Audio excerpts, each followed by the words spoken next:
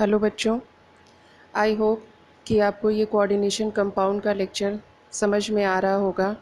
अगर कहीं आपको नहीं समझ में आता है, कोई भी टर्म्स ऐसा है जो नहीं समझ में आ रहा है आपको, तो आप वीडियो को रीप्ले करके फिर से देखिए, ध्यान से लेक्चर को सुनने की कोशिश करिए और उसके बाद भी अगर आपको नहीं समझ में आता है तो फिर आप अपनी जो भी क्वेरी है उसको क्वेश्चन के फॉर्म में लिख करके मुझे मैसेज कर दीजिए, फिर मैं आपको रिप्लाई कर दूँगी।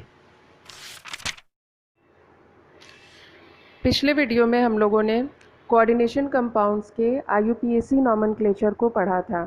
अगर आप लोगों ने उसको ध्यान से पढ़ा होगा, अच्छे से लेक्चर को सुना होगा, तो अब आप बहुत ही इजीली IUPAC नॉमेनक्लेचर कर सकते हैं। किसी भी कोऑर्डिनेशन कंपाउंड की IUPAC नेमिंग कर सकते हैं और ये बहुत ही इम्पॉर्टेंट टॉपिक भी है कोऑर्डिनेशन कंपाउंड का।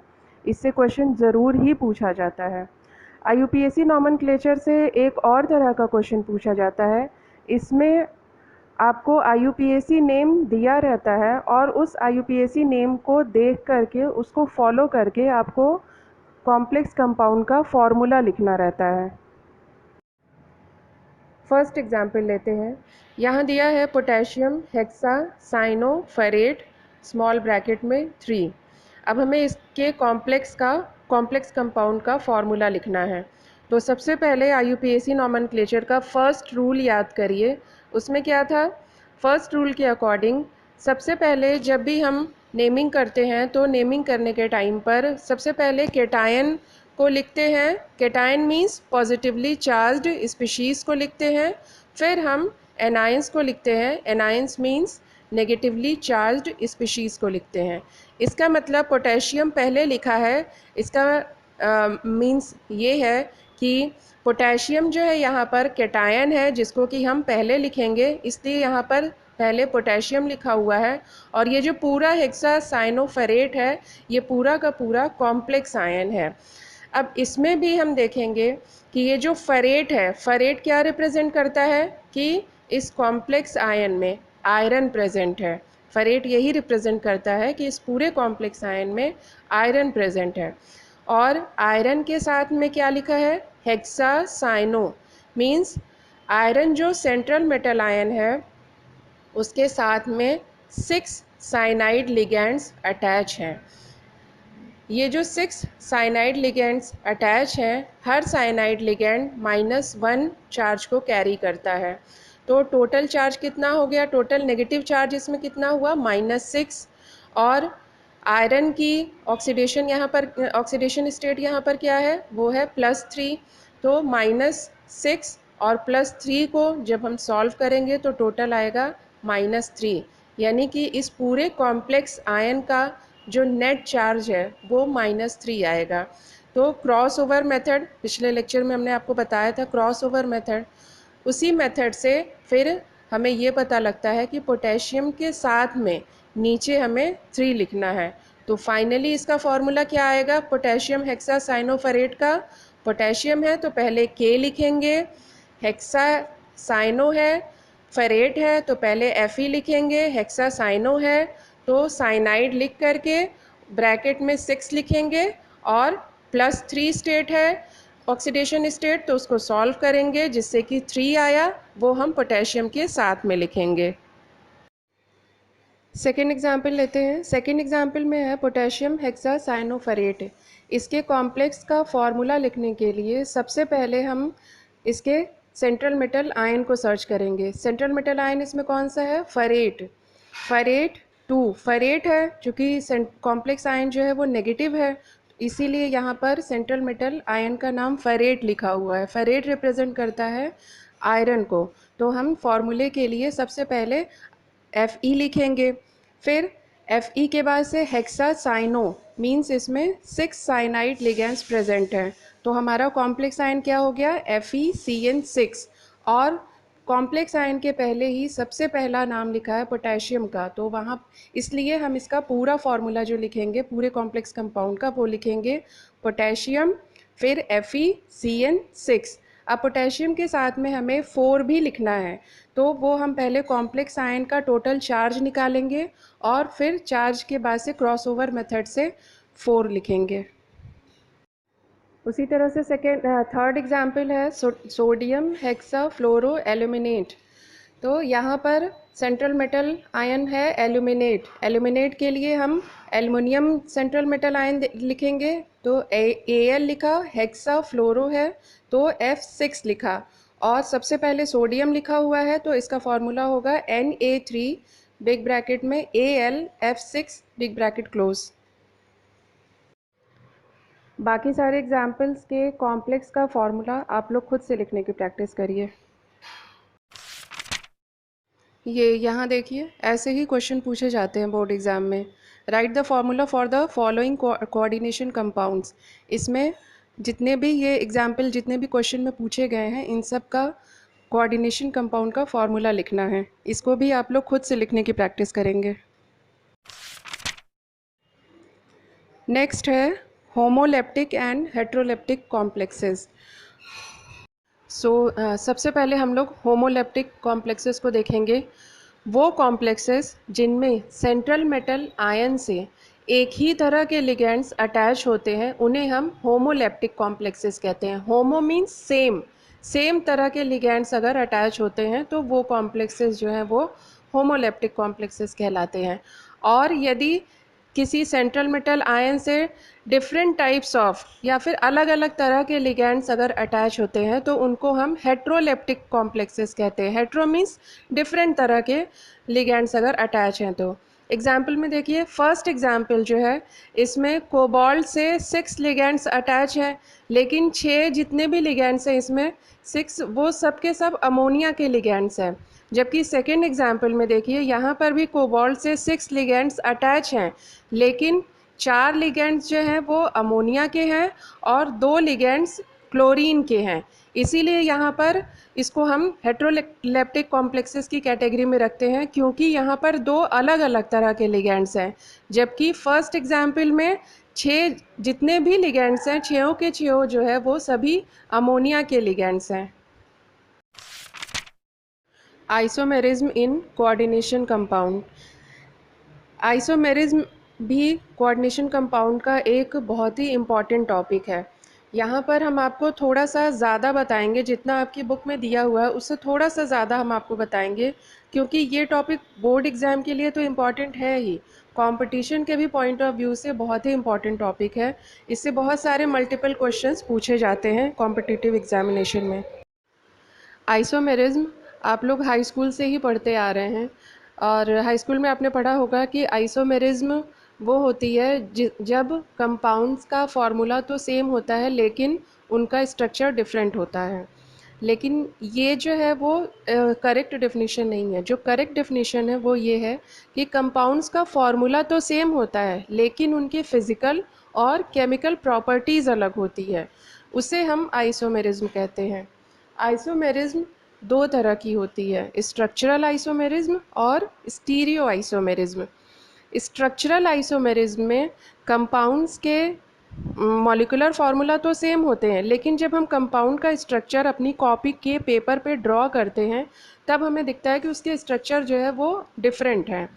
और जबकि स्टीरियो आइसोमेरिज्म में क्या होता है, स्टीरियो आइसोमेरिज्म में भी कंपाउंड्स का फार्मूला सेम रहेगा, लेकिन जब हम उन कंपाउंड्स को पेपर पर से उठाकर अपने सामने टेबल पर रख करके देखते हैं तब हम देखते हैं कि उनमें ग्रुप्स का spatial orientation means 3D space में।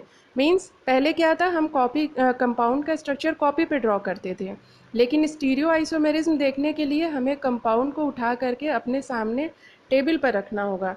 जब हम उसको टेबल पर रखेंगे तब हमें कंपाउंड का 3D स्ट्रक्चर दिखेगा।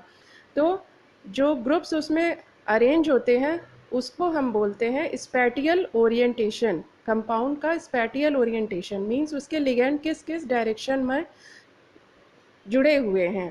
तो स्टीरियो आइसोमेरिज्म में क्या होता है कि कंपाउंड का फॉर्मूला तो सेम रहता है लेकिन उनके ग्रुप्स का स्पैटियल ओरिएंटेशन डिफरेंट होता है। कोऑर्डिनेशन कंपाउंड्स 4 तरह के स्ट्रक्चरल आइसोमेरिज्म को शो करते हैं। पहली है आयोनाइजेशन आइसोमेरिज्म, फिर है हाइड्रेशन आइसोमेरिज्म, नेक्स्ट है लिंकेज आइसोमेरिज्म और कोऑर्डिनेशन आइसोमेरिज्म। वही कोऑर्डिनेशन कंपाउंड दो तरह की स्टीरियो आइसोमेरिज्म को भी शो करते हैं। फर्स्ट है ज्योमेट्रिकल आइसोमेरिज्म और सेकंड है ऑप्टिकल आइसोमेरिज्म। तो हम लोग सबसे पहले लेंगे स्ट्रक्चरल आइसोमेरिज्म को और उसमें सबसे पहले पढ़ेंगे आयोनाइजेशन आइसोमेरिज्म।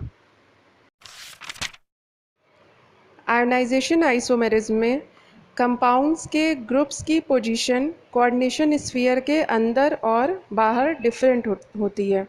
इसी वजह से जब इन आइसोमर्स को हम वाटर में डिज़ोल्व करते हैं और इनका सॉल्यूशन बनाते हैं तब हमें डिफरेंट आयंस मिलते हैं। अब एग्जाम्पल में देखिए, कोबाल्ट का यहाँ पर एक कॉम्प्लेक्स कंपाउंड लिया हुआ है और इसी का दूसरा एक आइसोमर है। तो फर्स्ट एग्जाम्पल में जो फर्स्ट कंपाउंड है वो कोबाल्ट के साथ में इसमें कोऑर्डिनेशन स्फीयर के अंदर ब्रोमाइड प्रेजेंट है और जबकि कोऑर्डिनेशन स्फीयर के बाहर सल्फेट प्रेजेंट है। जबकि इसी के आइसोमर में जो ये सल्फेट है जो कि पहले कंपाउंड में कोऑर्डिनेशन स्फीयर के बाहर था वो अब कोऑर्डिनेशन स्फीयर के अंदर है और ब्रोमाइड कोऑर्डिनेशन स्फीयर के बाहर है। जब इन दो आइसोमर्स को हम इसका सॉल्यूशन बनाएंगे तब हमें एक पहले वाले में सल्फेट आयन मिलेगा, सल्फेट नेगेटिव आयन हमको मिलेगा, और जबकि दूसरे वाले में हमें ब्रोमाइड नेगेटिव आयन मिलेगा। दोनों आइसोमर्स के केमिकल फार्मूला तो सेम है लेकिन इनकी फिज़िकल और केमिकल प्रॉपर्टीज़ अलग होती हैं। फिज़िकल प्रॉपर्टी पहले हम देखते हैं कैसे अलग होती है। जो पहला कॉम्प्लेक्स कंपाउंड जिसमें कि सल्फेट आयन कोऑर्डिनेशन स्फीयर के बाहर है उसका फिज़िकल अपीयरेंस कैसा होता है, वो देखने में थोड़ा सा रेडिश वॉयलेट कलर का दिखता है। जबकि जिसमें ब्रोमाइड है कोऑर्डिनेशन स्फीयर के बाहर और जो सल्फेट था वो अब कोऑर्डिनेशन स्फीयर के अंदर है, तो इसका फिज़िकल अपीयरेंस मींस ये दिखने में प्योर रेड कलर का होता है। अब केमिकल प्रॉपर्टीज़ की बात करते हैं। जिस कंपाउंड में सल्फेट आयन कोऑर्डिनेशन स्फीयर के बाहर है वो बेरियम क्लोराइड के साथ में प्रेसिपिटेशन करता है। क्यों बेरियम क्लोराइड के साथ में प्रेसिपिटेशन करता है? क्योंकि जब इसका सॉल्यूशन बनाया जाता है तो हमें सल्फेट आयन मिलता है और यही सल्फेट आयन बेरियम क्लोराइड के बेरियम आयन के साथ में मिल करके बेरियम सल्फेट का प्रेसिपिटेट हमें देता है। सेकेंड कॉम्प्लेक्स कंपाउंड को देखिए जिसमें कि सल्फेट आयन कोऑर्डिनेशन स्फीयर के अंदर है और ब्रोमाइड कोऑर्डिनेशन स्फीयर के बाहर है। जब इसका सॉल्यूशन हम बनाते हैं तो हमें ब्रोमाइड आयन मिलता है जो कि सिल्वर नाइट्रेट के साथ में प्रेसिपिटेशन देता है। सिल्वर नाइट्रेट का जो सिल्वर आयन है वो ब्रोमाइड आयन के साथ मिलकर के सिल्वर ब्रोमाइड का प्रेसिपिटेट हमें देता है। तो हमें लगता है कि अब आपको समझ में आ गया होगा कि कैसे केमिकल फार्मूला सेम होते हुए भी कंपाउंड्स के केमिकल प्रॉपर्टीज़ और फिज़िकल प्रॉपर्टीज़ डिफरेंट होती है सिर्फ उनके ग्रुप्स के कारण और ग्रुप्स की पोजीशन के कारण। कभी ग्रुप्स जो हैं वो कोऑर्डिनेशन स्फीयर के अंदर रहते हैं और सेम दूसरे ही कंपाउंड में वही ग्रुप्स कोऑर्डिनेशन स्फीयर के या तो अंदर रहेंगे या फिर बाहर रहेंगे। इसमें भी दोनों ही कोबाल्ट के ही कॉम्प्लेक्स कंपाउंड्स हैं और दोनों में ही आयोनाइजेशन आइसोमेरिज्म शो होगी। इसे हम कैसे पता करेंगे? क्योंकि पहले में देखिए नाइट्रो ग्रुप जो है वो कोऑर्डिनेशन स्फीयर के बाहर है और दूसरे में नाइट्रो ग्रुप कोऑर्डिनेशन स्फीयर के अंदर है। और पहले वाले में दो क्लोराइड ग्रुप प्रेजेंट हैं जबकि दूसरे वाले में कोऑर्डिनेशन स्फीयर के अंदर एक क्लोराइड ग्रुप प्रेजेंट है और जबकि दूसरा क्लोराइड जो है वो कोऑर्डिनेशन स्फीयर के बाहर आ गया है। राइट साइड में एग्जाम्पल देखिए, एक एग्जाम्पल दिया हुआ है, ये भी कोबाल्ट का ही एक कॉम्प्लेक्स कंपाउंड है।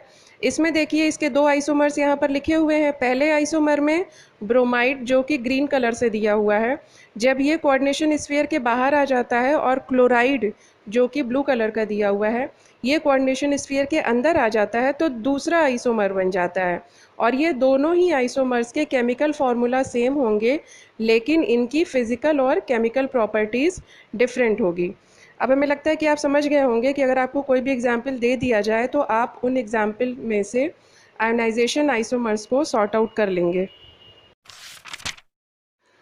Hydration isomerism. इस आइसोमेरिज्म को पढ़ने के लिए हमें मेनली इसमें वाटर मॉलिक्यूल को ही फोकस करना है। इसमें जो कंपाउंड्स होते हैं, जो भी कॉम्प्लेक्स कंपाउंड्स होते हैं, इनके केमिकल फार्मूला तो सेम होते हैं, लेकिन जब हम उसे लिखते हैं, उसका कॉम्प्लेक्स कंपाउंड का फार्मूला लिखते हैं, तब हम देखते हैं कि इसमें वाटर मॉलिक्यूल किसी कंपाउंड में कोऑर्डिनेशन स्फीयर के अंदर वाटर मॉलिक्यूल रहते हैं और किसी कॉम्प्लेक्स कंपाउंड में कोऑर्डिनेशन स्फीयर के बाहर होते हैं वाटर मॉलिक्यूल। जैसे कि यहाँ एग्जांपल में देखिए, क्रोमियम के 3 आइसोमर्स यहाँ पर दिए हुए हैं। क्रोमियम के कंपाउंड के 3 आइसोमर्स यहाँ पर दिए हुए हैं। पहले आइसोमर में देखिए, जो फर्स्ट है, जिसका कि violet colour, physical property violet colour है इसका, तो इसमें क्या होता है कि इसके कोऑर्डिनेशन स्फीयर के अंदर 6 वाटर के मॉलिक्यूल हैं। मींस कोऑर्डिनेशन स्फीयर के बाहर एक भी वाटर का मॉलिक्यूल यहाँ पर नहीं है। जब इस कंपाउंड की हम केमिकल प्रॉपर्टी को देखते हैं और इसको ट्रीट करते हैं सल्फ्यूरिक एसिड के साथ में, तो ये हमें कोई भी वाटर का मॉलिक्यूल नहीं देता है। मींस इस कंपाउंड का हाइड्रेशन नहीं होता है। सिमिलरली अगर हम सेकेंड कॉम्प्लेक्स कंपाउंड को देखें, तो इसमें कोऑर्डिनेशन स्फीयर के अंदर 5 वाटर के मॉलिक्यूल हैं, 5 एक्वा लिगेंड्स हैं और एक वाटर का मॉलिक्यूल कोऑर्डिनेशन स्फीयर के बाहर है। तो जब इसको सल्फ्यूरिक एसिड के साथ ट्रीट किया जाता है, तो ये हमें एक वाटर का मॉलिक्यूल देता है, मतलब कि इसका हाइड्रेशन इस कंपाउंड का हो जाता है, जो कि पहले वाले में नहीं हो रहा था। और इसकी फिजिकल प्रॉपर्टी है, ये ग्रीन कलर का दिखता है। मींस कि फिजिकल प्रॉपर्टी भी चेंज हो रही है और केमिकल प्रॉपर्टीज़ भी चेंज हो रही हैं। चलिए अब इसी क्रोमियम के तीसरे कंपाउंड को हम देखते हैं। इसमें कोऑर्डिनेशन स्फीयर के अंदर 4 एक्वा लिगेंड्स हैं, मींस कि 4 वाटर के लिगेंड्स हैं, और जबकि जो 2 बचे हुए वाटर के मॉलिक्यूल थे वो कोऑर्डिनेशन स्फीयर के बाहर थे। तो चूंकि ये बाहर है, तो जब इसका हाइड्रेशन, जब इसकी केमिकल प्रॉपर्टी को चेक किया जाएगा और इसको सल्फ्यूरिक एसिड के साथ रिएक्ट कराया जाएगा, तो ये 2 वाटर के मॉलिक्यूल देंगे। तो इसकी केमिकल प्रॉपर्टी फिर क्या हमको दिख रही है कि ये केमिकल प्रॉपर्टी चेंज हो रही है। देखिए, तीनों क्रोमियम के कॉम्प्लेक्सेस में 6 वाटर के मॉलिक्यूल हैं, लेकिन क्या हो रहा है कि ये 6 वाटर के मॉलिक्यूल्स की पोजीशन चेंज होती जा रही है। कभी कोऑर्डिनेशन स्फीयर के अंदर है सारे वाटर मॉलिक्यूल और कभी कोऑर्डिनेशन स्फीयर के बाहर हैं। जब ये कोऑर्डिनेशन स्फीयर के बाहर रहेंगे, तभी ही ये इन कंपाउंड्स का हाइड्रेशन हो पाएगा। इसीलिए हम इन कंपाउंड्स में हमें हाइड्रेशन आइसोमेरिज्म देखने को मिलती है। जो कंपाउंड्स हाइड्रेशन आइसोमेरिज्म शो करते हैं, वो कंपाउंड्स आयोनाइजेशन आइसोमेरिज्म भी शो करते हैं।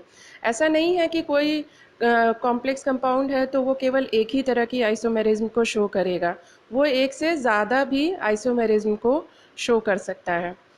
सेकेंड एग्जाम्पल में देखिए, इसमें कोबाल्ट का एक कॉम्प्लेक्स लिया हुआ है। इसमें क्या है कि कोऑर्डिनेशन स्फीयर के अंदर है वाटर का मॉलिक्यूल, और जबकि जो इसका दूसरा आइसोमर है उसमें जो वाटर मॉलिक्यूल है वो कोऑर्डिनेशन स्फीयर के बाहर है।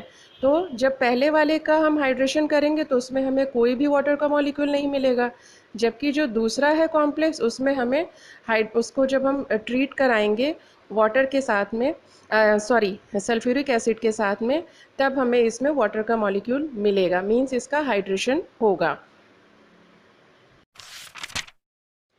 कोऑर्डिनेशन आइसोमेरिज्म, इसमें 2 एक जैसे केमिकल फार्मूला वाले कंपाउंड, कॉम्प्लेक्स कंपाउंड्स के बीच में लिगेंड्स जो हैं वो आपस में इंटरचेंज हो जाते हैं। इंटरचेंज होने के कारण ही उन्हें हम कोऑर्डिनेशन आइसोमर्स कहते हैं। जैसे इसको हम यहाँ एग्जाम्पल में देखेंगे, 2 कॉम्प्लेक्स कंपाउंड्स दिए हुए हैं। पहले कॉम्प्लेक्स कंपाउंड में देखिए कोबाल्ट है, कोबाल्ट के साथ में अमोनिया लिगेंड अटैच है। अमोनिया के साथ में ही कोऑर्डिनेशन स्फीयर के अंदर क्लोराइड है और कोऑर्डिनेशन स्फीयर के बाहर ब्रोमाइड है। जबकि दूसरे कंपाउंड में कोबाल्ट का जो पूरा कोऑर्डिनेशन स्फीयर है उसके अंदर ब्रोमाइड है और क्लोराइड जो है वो कोऑर्डिनेशन स्फीयर के बाहर है।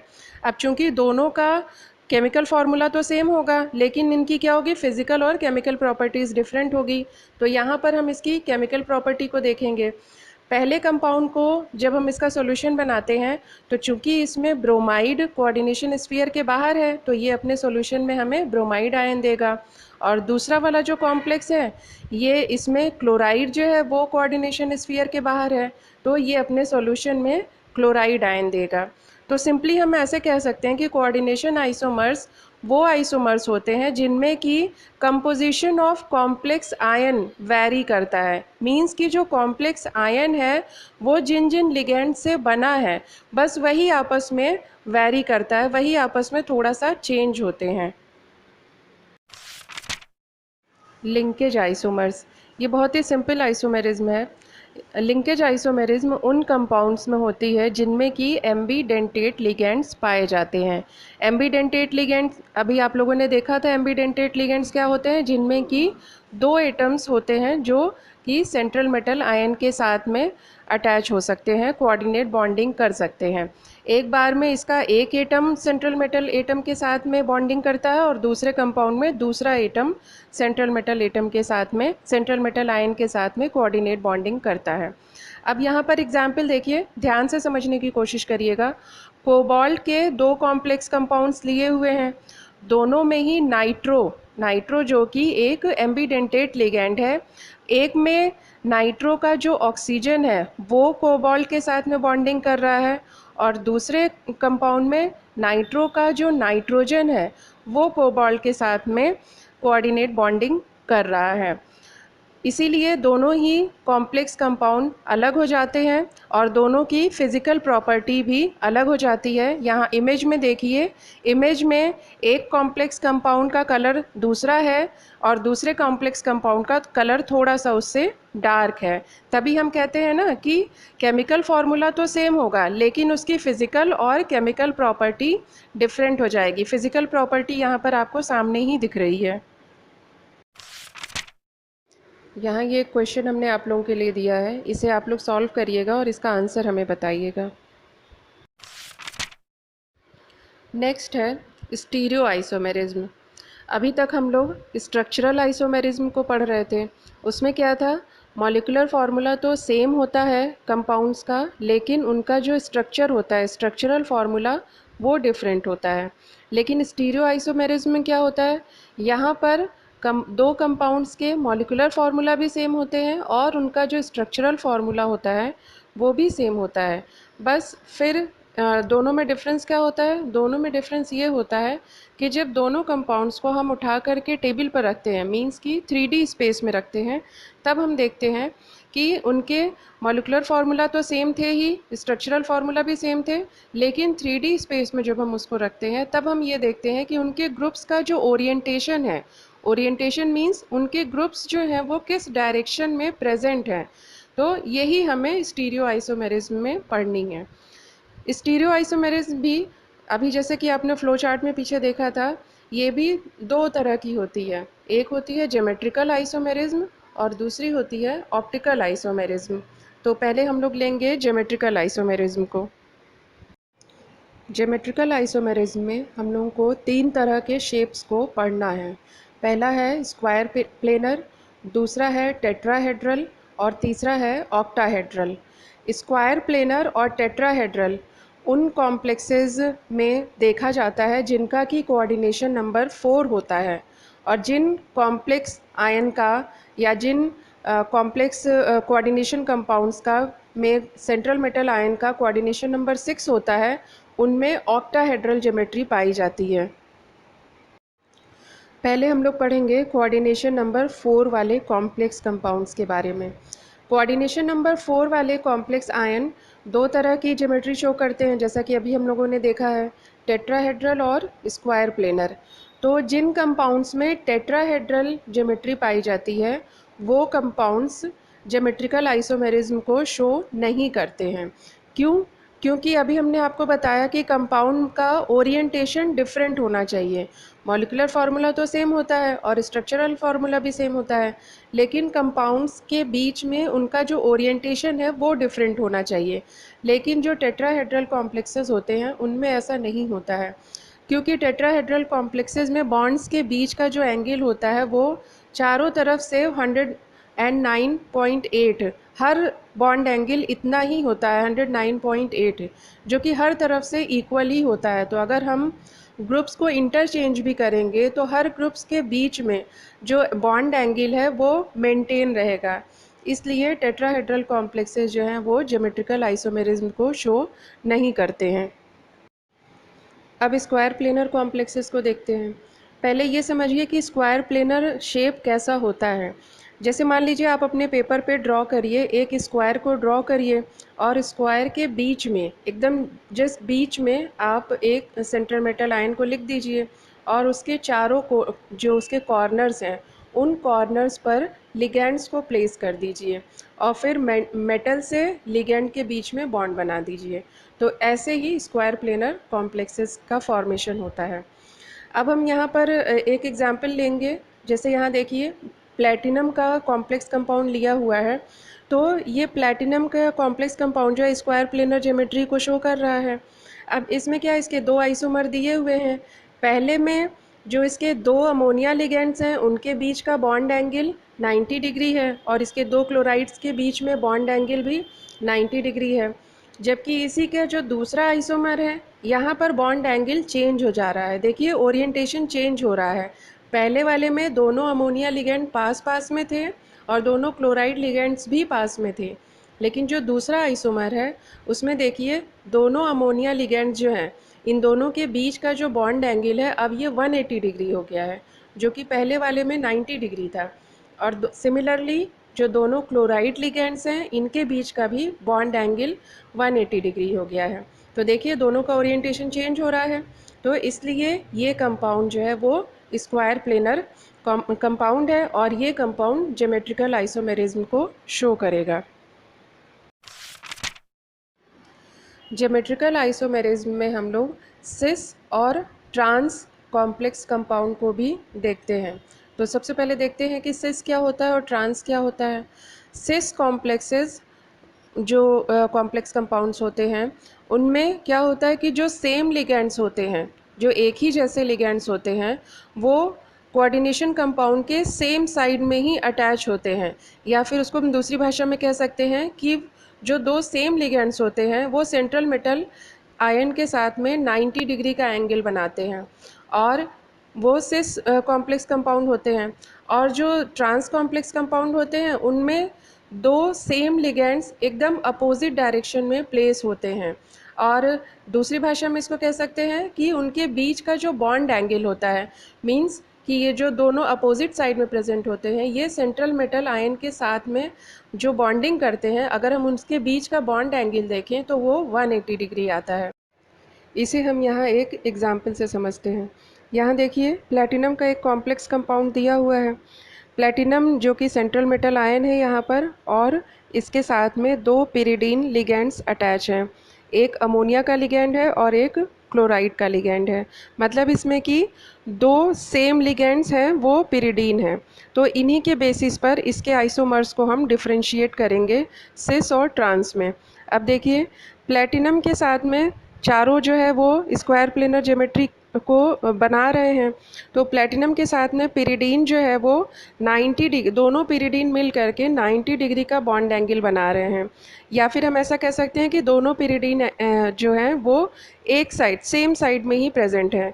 इसलिए हम इस पूरे कॉम्प्लेक्स कंपाउंड को सिस आइसोमर या सिस कंपाउंड भी कह सकते हैं।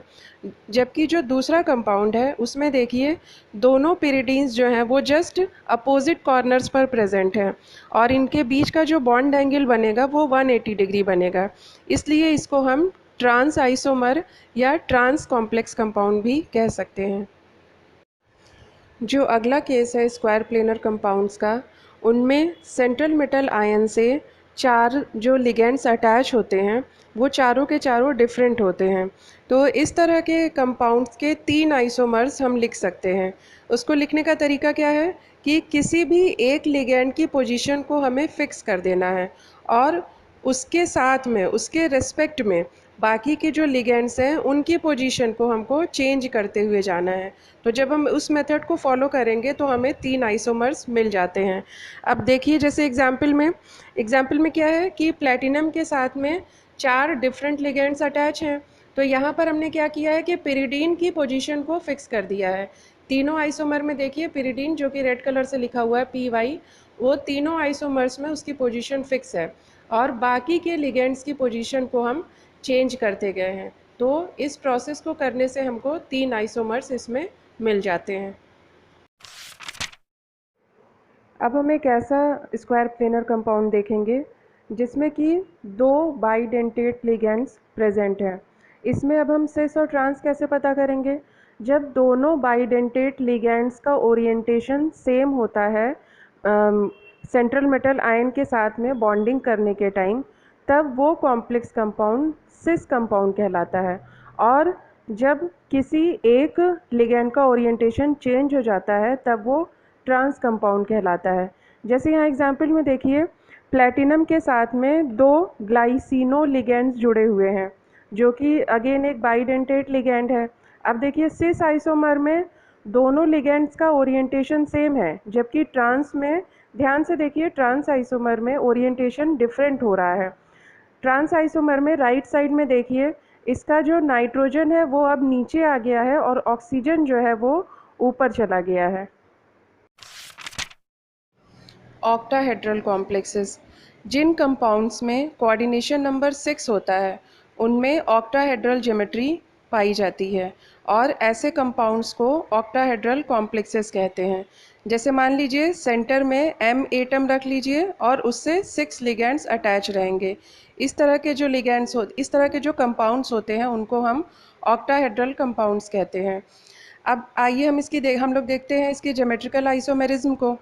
तो जो ऐसे कंपाउंड जिनमें कि सारे 6 लिगेंड जो हैं वो एक जैसे होते हैं, मतलब सिमिलर होते हैं, वो कंपाउंड्स ज्योमेट्रिकल आइसोमेरिज्म को नहीं शो करते हैं। जैसे एग्जांपल देखिए Ma6 जो है वो ज्योमेट्रिकल आइसोमेरिज्म को नहीं शो करेगा क्योंकि इसके सारे लिगेंड्स एक जैसे ही हैं। तो इंटरचेंज अगर हम कर भी दें तो भी दूसरी जगह पे वही लिगेंड आ जाएगा, इसलिए ये ज्योमेट्रिकल आइसोमेरिज्म को शो नहीं करेगा। दूसरा जो केस है वो उसमें है कि अगर इसके 5 लिगेंड्स भी एक जैसे अगर होते हैं तो भी ये ज्योमेट्रिकल आइसोमेरिज्म को नहीं शो करेगा। तो इसका क्या मतलब हुआ कि Ma6 और Ma5B टाइप के जो ऑक्टाहेड्रल कॉम्प्लेक्सेस होंगे वो ज्योमेट्रिकल आइसोमेरिज्म को नहीं शो करेंगे। ऑक्टाहेड्रल कॉम्प्लेक्सेस के वो कंपाउंड्स जिनमें कि कोई भी 4 लिगेंड्स सिमिलर होते हैं और बाकी के 2 लिगेंड्स या तो सिमिलर होते हैं या फिर डिफरेंट होते हैं, ऐसे कंपाउंड्स ज्योमेट्रिकल आइसोमेरिज्म को शो करते हैं और ये ऑक्टाहेड्रल ज्योमेट्री भी शो करते हैं। अब हम देखेंगे कि ऑक्टाहेड्रल ज्योमेट्री होती क्या चीज़ है। ऑक्टाहेड्रल ज्योमेट्री को समझने के लिए आप अपनी कॉपी का एक प्लेन पेपर लीजिए और उसको स्क्वायर शेप में काट लीजिए। इस स्क्वायर का जो सेंटर पॉइंट है उसमें एक होल करिए और उसमें पेंसिल डाल दीजिए। तो क्या होगा, जब आप सिर्फ पेंसिल को पकड़ेंगे तो पेपर उस पेंसिल के चारों तरफ रोटेट कर सकता है। तो ये पूरा जो स्ट्रक्चर आपको दिख रहा होगा, ये स्ट्रक्चर ऑक्टाहेड्रल स्ट्रक्चर होता है। यही geometry octahedral geometry 6 coordination compounds वाले 6 कोऑर्डिनेशन नंबर वाले कंपाउंड्स शो करते हैं। जैसे यहाँ एग्जाम्पल में दिया हुआ है, कोबाल्ट का एक कॉम्प्लेक्स कंपाउंड दिया हुआ है। अब इसमें देखिए 4 इसके अमोनिया लिगेंड्स हैं और 2 क्लोराइड लिगेंड्स हैं। और इसी के दूसरे आइसोमर में देखिए उसमें क्या है, जो 4 अमोनिया लिगेंड्स हैं, पहले वाले में 4 अमोनिया लिगेंड्स स्क्वायर प्लेनर जो था, जो पूरा का पूरा स्क्वायर है, उसके चारों कॉर्नर्स पर अटैच है। लेकिन दूसरे वाले आइसोमर में क्या है कि चारों कॉर्नर्स पे में से 3 कॉर्नर पर अमोनिया तो है, लेकिन एक कॉर्नर पर क्लोराइड आ गया है अमोनिया को रिप्लेस करके, और उस क्लोराइड की पोजीशन पर अमोनिया चला गया है।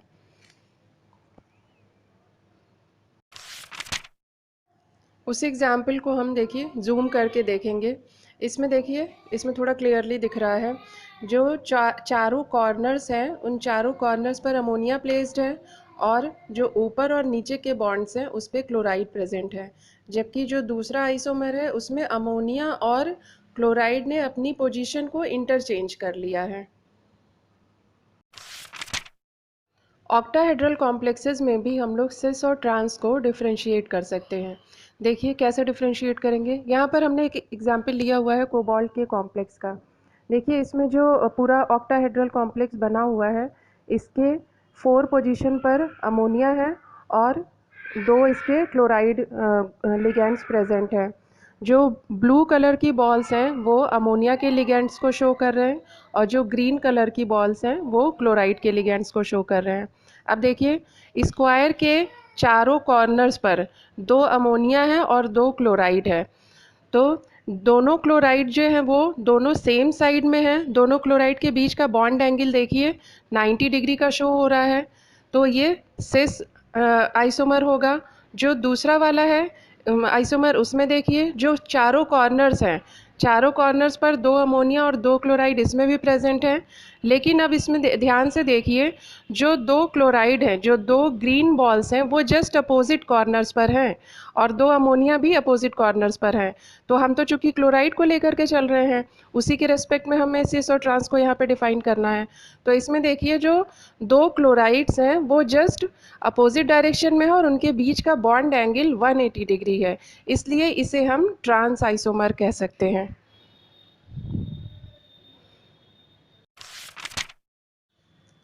अब हम ऐसे ऑक्टाहेड्रल कॉम्प्लेक्सेस को स्टडी करेंगे जिसमें कि 2 तरह के लिगेंड्स होते हैं और दोनों लिगेंड्स 3-3 प्रेजेंट होते हैं। जैसे फॉर एग्जांपल यहाँ देखिए, यहाँ पर हमने एक रोडियम का कॉम्प्लेक्स लिया हुआ है। इसमें 2 तरह के लिगेंड्स हैं, पहला है क्लोराइड और दूसरा है पिरिडीन। क्लोराइड भी 3 है और पिरिडीन भी 3 है। अब इसमें सिस और ट्रांस को कैसे डिफाइन करेंगे? तो सिस और ट्रांस को डिफाइन करने के लिए यहाँ पर इसको थोड़ा ध्यान से समझिएगा, तभी ये समझ में आएगा और तभी आप लोगों को ये पिक्चर क्लियर भी होगी। यहाँ देखिए जो पहले वाले कंपाउंड में देखिए, पहले वाले में जो पिरिडीन है, जो ग्रीन कलर से लिखा हुआ है, वो ऑक्टाहेड्रल जो कॉम्प्लेक्स है उसमें इसने ये ऐसे अटैच है कि जब हम एक इमेजिनरी ट्रायंगल बनाते हैं तो एक ट्रायंगल यहाँ पर बन जाता है।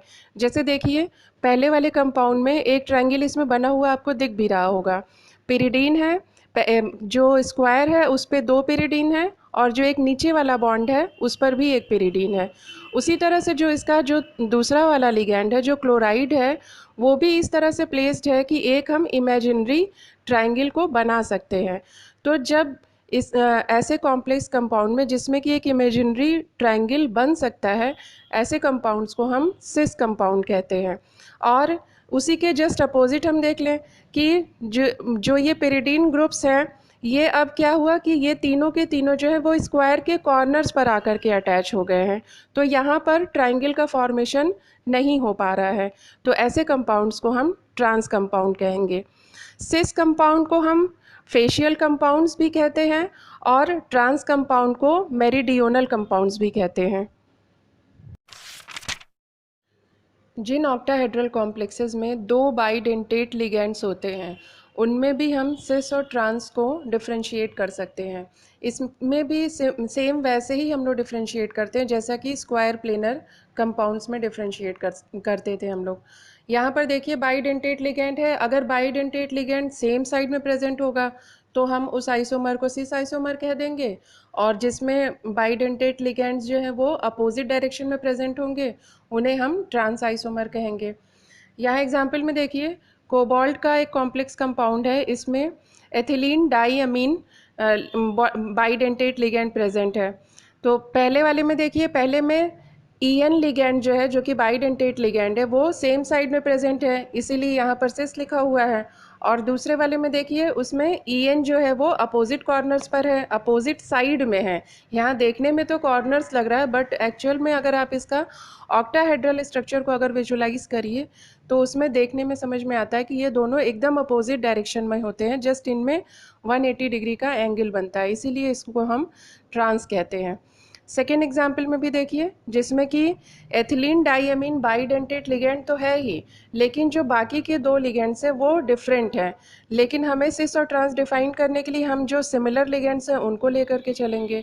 तो इसमें सिमिलर लिगेंड्स यही बाइडेंटेट लिगेंड है। तो पहले वाले में सेम वही चीज़ है, एथिलीन डाईअमीन सेम साइड में है तो ये सिस है, और दूसरे वाले में एथिलीन डाईअमीन अपोजिट डायरेक्शन में है तो ये ट्रांस होगा।